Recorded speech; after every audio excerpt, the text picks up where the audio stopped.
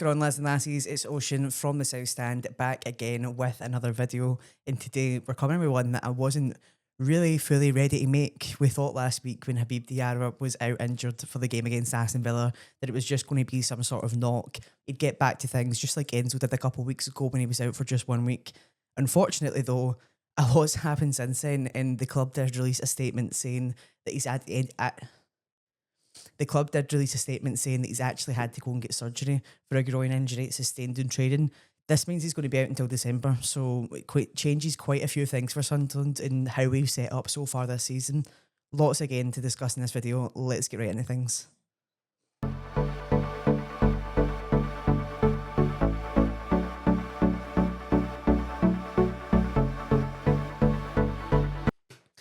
So, of course, as we all know, before we started the game against Aston Villa at home this weekend, last weekend just gone past, Habib Diarra was last minute pulled out of the squad because of an injury to his groin. Did just seem like this was going to be one game. Wasn't really expecting this would be a long-term injury we'd be talking about, or a semi-long-term injury we'd be talking about. And it meant that Chris Rigg ended up starting that game against Aston Villa. And we all know how that went in the end. Look, Ronaldo got sent off. It meant that Chrissy had to come off after 30 minutes, but really, if you watched the review the other day, you'll know I really think that he made a name for himself in that first game. He made a real case for him being the immediate replacement for Habib Diarra. And when we look at the options, it really probably does jump out at you as being the most direct replacement for him. We've got the options of obviously going for Enzo Lefebvre centrally, but we know, having heard Roger speak this season already, how he feels about that. It seems like he had to have the conversation with Enzo before the season kicked off and just discuss, look, I just think you're more of a left winger when it comes to playing against Premier League. And I'm not sure if that's a case of just his physicality, because Enzo's obviously a bit of a smaller guy and you're coming up against Premier League teams that are full of just big bullies. And I think that's maybe some of the reason why Regis has started to see him over on the left. But we did see that last season as well. It's no surprise to us to see Enzo Lefebvre over on the left-hand side. That does obviously take away some options from the central if that's the way he wants to go with it though. So it leaves Chris Rigg being there. Dan Neil, which we can all probably agree is more likely to be Xhaka's backup, if anyone, because that's where Dan Neil played last season. He played as the deepest line midfield out of Joe Bellingham, Chris Rigg and Dan Neil central three. And then of course the other man we've seen making his appearances in central midfield this season has been Luciano Gertruida, which, do you know what? It's an interesting option because he has historically played most of his minutes between centre back and maybe full back after that. But we've really seen him brought on in a central midfield position, so it's clear that Regis clearly sees him as someone who's more than capable of playing there. And he is a different sort of physical presence to the other lads we've spoke about so far as well. If you're talking about sheer size, he's the biggest out of the boys that we've got anyway. But they all offer different options when it comes to covering in the centre of the park. For me, Chris Rigg is the most obvious replacement for Habib Diarra. And as I said, I think there's plenty that he did right in that game against Aston Villa. Of course, we can only really talk about a 30-minute sample size, but Aston Villa are a top team and they might not have showed all of their best sides against us, but I don't think it was realistically central midfield that was a problem. I don't think they were having a particularly bad game up against him in particular. I think Chris just made a good name for himself. And I think what's interesting to note as well, a lot of us have had a lot of focus on the wingers this year and how we're not playing with inverted wingers, but we also need to make note of the fact that Habib Diarra himself is right-footed. So not only have we lost going from an inverted winger in Patrick Roberts, but Chris Rigg's left-footed. So we've went from playing two inverted kind of wide players, or Chris Rigg and then Patrick Roberts out to his side.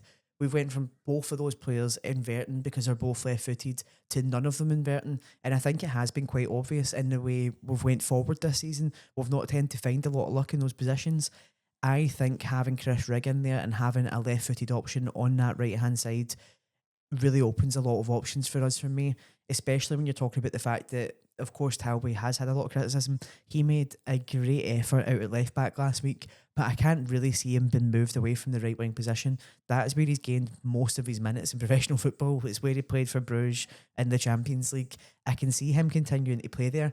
And last week, what I noticed in his time playing there when Chris Rigg was playing, because of the runs that Chris Rigg makes, it actually allows more space for Talby to get the ball. So I do think that Chris Rigg for me is probably the most immediate replacement there. But that being said, what does this mean in terms of long term? Because that's like a game to game, you can manage playing your Chris Riggs and stuff in there. But of course, we're going to come up against all sorts of opponents between now and December when Habib Diarra is said to return. For me, I think we start off with Chrissy there and see how we go. Maybe at some points in the harder games, we end up switching to a double pivot and having just a single player there. We can have Geertruida come in alongside Xhaka with maybe Siddiqui or Lefay in front of them. But so far right now, I think that's got to be the way we start and see where it goes from there. What does this mean for these chances in AFCON? So as we all know, it's been heavily spoken about this summer how a lot of Sunderland summer signings will be AFCON players that will at least be going to the kind of group stages of that competition. I'm not sure what this means for him. I'm not sure what this means for him and his chances of making that competition with Senegal, because yes, he's to be back by the start of December, but that's if everything goes perfect and recovery goes well, he's able to recover in time to be fully fit. He himself, I'm sure, will be desperate to play at AFCON, but there is the chance that he will be left behind by Senegal. So we can wait and see with that one. We might actually have him in December, but I don't know. For me, I probably would suggest that he's probably pretty desperate to play with Senegal, considering they're a fairly good AFCON team as well. So he'll be expecting to play probably past the group stages in that competition as well. An interesting one is a lot of those AFCON players I don't think will be there in time for the derby. And let's face it, that's a huge part of our season. We're all counting down the days until December and getting our chance to play against the Mags. But it would be a win for Sunderland if he was fit enough to play for Sunderland, not fit enough to go to AFCON. Is that too ambitious? Probably. But look, it certainly changes the way Sunderland are going to play this season. I'm going to reserve my full opinion on how I think Sunderland might set up going forward in the short term, because I think that the Ronaldo situation probably affects us quite a lot too in terms of how we choose a team over the next couple of weeks. But long term, I do trust Regis to get this one right and make it right. I think Chris Rigg deserves a chance to go and shine in that position.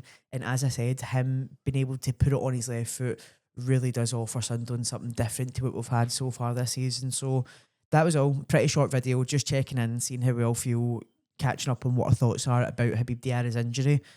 I think it's obviously a big one. We all know it is. But this is a chance for other players to come through and shine. It's a chance for Lebris to change up his tactics and see how we can play. How many options of Sunderland do we play? Because at the end of the day, this is why they spent the whole summer building a squad and not just a first team.